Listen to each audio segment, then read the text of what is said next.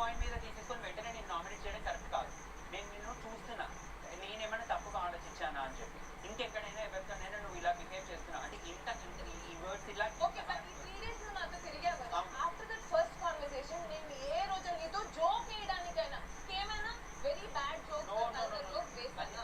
అది చెప్తున్నా విష్ణు, నేను పాయింట్ అవుట్ చేసేది ఒకటే పాయింట్ ఏంటంటే నీకు ఆ హసీ మజాక్లో నోరు ఏదైతే జారుతుందో ఆ జారడం వద్దంటే నీకు నాతో బాగా అది నాకు నాకు అది నాకు ఆ జారడం వల్లనే నా ఈ రోజు నా ఇట్స్ ఫీడింగ్ మీ. అవును కదా, that sense of humour is only giving me work. ఈ రోజు నా సెన్స్ ఆఫ్ హ్యూమర్ నా దీని వల్ల నేను చేసిన షోలు నా నోటి దూల వల్లనే I got TRPs and put me here. కానీ ఆ నోటి దూలనే జనాలు చూసి నేర్చుకుంటారు.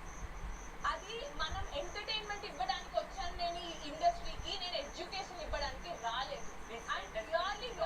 ఎడ్యుకేషన్ ఆల్సో, కానీ ఎంటర్టైన్మెంట్ అంటే ఒక బార్డర్ అనేది ఉంటుంది. నాకు ఆ బార్డర్ నాకు నచ్చలేదు, నేను నామినేట్. Okay done fine. నా సెకండ్ నామినేషన్ స్టిక్కర్ వర్షన్. హౌస్లో maximum number of Bigg Boss నుంచి వచ్చిన నోటిఫికేషన్స్ మీకే వచ్చాయి. ఐఎమ్ సారీ విష్ణు, బట్ నాకు అది హర్ట్ అయింది, నేను చెప్తున్నాను. I really thought with so much of emotions you came. నువ్వు ఇంత మంచోడివి, నాతో ఇంత షేర్ చేసుకుంటున్నావు. But I don't think you came to check me. నువ్వు నేను నోటి దూల అలా చెక్ చేస్తున్నావు వచ్చావు అనుకోలేదు.